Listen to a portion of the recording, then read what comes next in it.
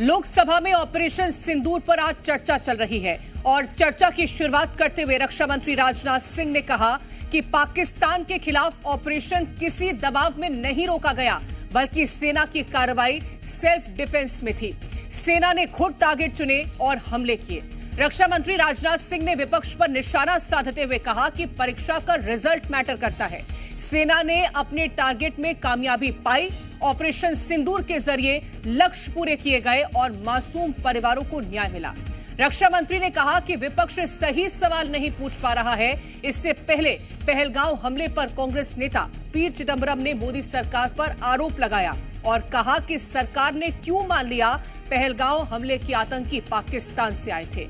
इधर सुरक्षा बलों ने ऑपरेशन महादेव के तहत श्रीनगर में 3 खूंखार आतंकियों को मार गिराया है। सूत्रों के हवाले से खबर है कि मारे गए 3 आतंकियों में से 2 पहलगांव हमले के गुनहगार हैं। ऐसे में सवाल है कि ऑपरेशन सिंदूर के नाम पर सियासत क्यों कर रहा है विपक्ष। आज इसी मुद्दे पर चर्चा करेंगे, उससे पहले रिपोर्ट देखिए। भगवा आतंकवाद, अब सेना के शौर्य पर सवाल। चिदंबरम है कि मानते नहीं। चिदंबरम के बयान सियासी घमासान। पहलगाम में आतंकी हमले के 3 महीने गुजर चुके हैं और भारत ने आतंकी हमले के बाद पाकिस्तान को ऑपरेशन सिंदूर के जरिए मुंहतोड़ जवाब ही दे दिया। लेकिन इस पर राजनीति है कि थम नहीं रही। पहले सीज फायर पर ट्रंप के बयान पर बवाल मचा और अब कांग्रेस नेता पी चिदंबरम ने यह सवाल पूछकर हंगामा खड़ा कर दिया कि पहलगाम हमले के आतंकी पाकिस्तान से आए थे। ये सबूत नहीं है। दरअसल चिदंबरम एक चैनल को इंटरव्यू दे रहे थे। जब उनसे पहलगाम हमले के बारे में पूछा गया, उन्होंने भारत सरकार और जांच एजेंसियों पर ही सवाल खड़े कर दिए।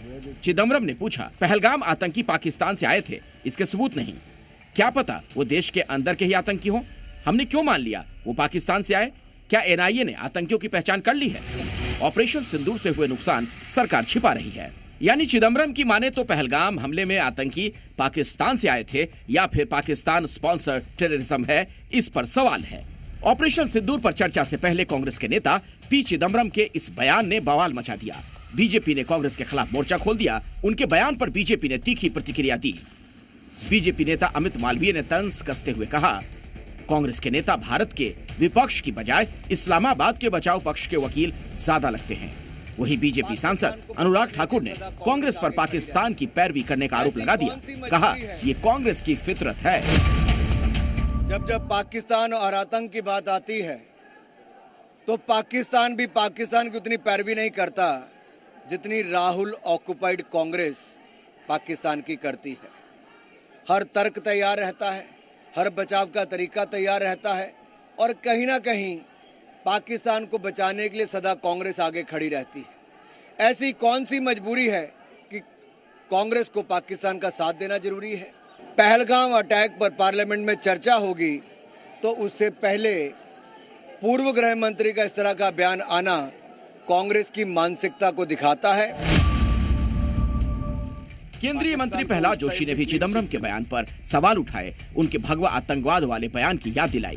कांग्रेस पार्टी का और P Chidambaram when he was home minister, इन्होंने ही सैफरन टेररिज्म का जो बात उठा के पाकिस्तान को उस टाइम भी क्लीन चिट देने का काम किया था।